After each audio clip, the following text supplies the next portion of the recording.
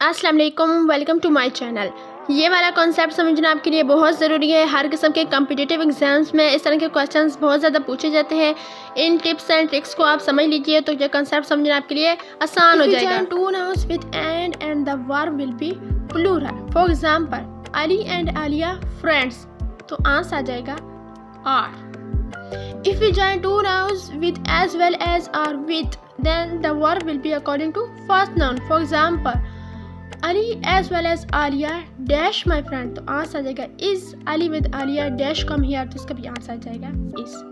ओहो, क्या हुआ?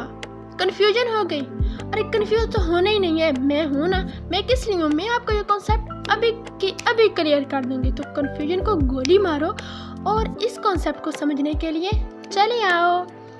If we join two nouns with and, then both the nouns are specific, so we should insert a plural word.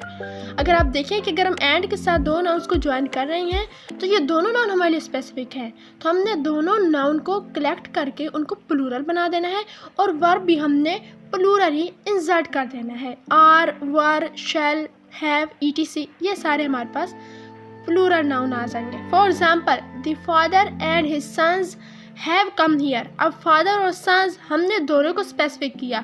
Food and water were served, तो इसमें भी food और water हमने दोनों को स्पेसिफिक किया और दोनों के अकॉर्डिंग वर्ब इंसर्ट कर दिया।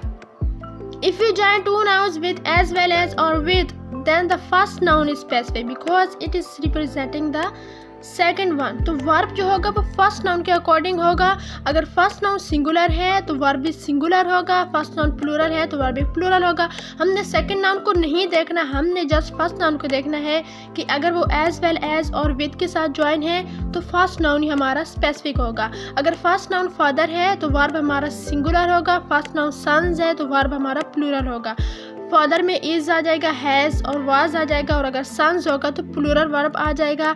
मतलब अगर हमने एंड के साथ ज्वाइन किया था तो हमने दोनों वर्ब को स्पेसिफिक किया था, लेकिन अगर हम एज वेल एज और विद के साथ टू नाउन को ज्वाइन करेंगे तो हम फर्स्ट नाउन को देखेंगे। अगर फर्स्ट नाउन सिंगुलर है तो वर्ब भी सिंगुलर होगा, और अगर फर्स्ट नाउन प्लूरल है तो वर्ब भी हमारे पास प्लूरल हो जाएगा। अब हम एग्जाम्पल्स की मदद से इसको समझने की कोशिश करते हैं। The father with his sons has come here। अब हमारे पास फादर को हमने स्पेसिफिक किया, हमने सन्स को नहीं देखा। I with my team has enjoyed much। अब I के साथ has भी होता है, have भी होता है, अपने खुद अपने अकॉर्डिंग लगा देना है। You with your friends were upset। अब हमने you को देखा और उसके अकॉर्डिंग हमने वर्ब को लगा दिया। इसी तरह से as well as की एग्जाम्पल भी इसी तरह से होगी। The car as well as bike was shining। अब हमने कार को देखकर was लगा दिया, हमने बाइक को नहीं देखा, हमने फर्स्ट नाउन के अकॉर्डिंग ही वर्ब इंसर्ट कर दिया। My mother as well as my father loves me, तो मदर को देखकर हमने लव्स लगा दिया। अगर आप देखें कि अगर हम एंड के साथ इनको ज्वाइन करते ना तो हम लव्स ना लगाते, हम लव लगाते, हम एस का इजाफा इधर कभी भी ना करते। और नेक्स्ट वाली भी एग्जाम्पल इसी तरह से, you as well as your friends are dirty, तो यू को देखकर हमने ये लगा दिया। तो बच्चों आप आ जाओ टेस्ट की तरफ। ये जो टेस्ट है इसके आंसर आपने मुझे कमेंट सेक्शन में देने हैं, मैं सबके चेक करने की कोशिश करूँगी। आपने इसमें अप्रोप्रिएट वर्ब जो है वो इंसर्ट कर देना है। ओके, तो आपको कंसेप्ट समझने में मज़ा आया या नहीं आया, और कंसेप्ट समझ में आया है या नहीं आया? अभी भी अगर आपके कुछ क्वेश्चंस रहते हैं तो कमेंट में मुझसे पूछ सकते हैं। मज़ीद इस तरह के कॉन्सेप्ट जानने के लिए मेरा चैनल सब्सक्राइब कीजिए, फेसबुक पे फॉलो कीजिए। मिलते हैं नेक्स्ट वीडियो में इंशाल्लाह। तो अपना बहुत सारा ख्याल रखिए, दुआओं में याद रखिए, वीडियो को लाइक कीजिए और अल्लाह हाफिज़।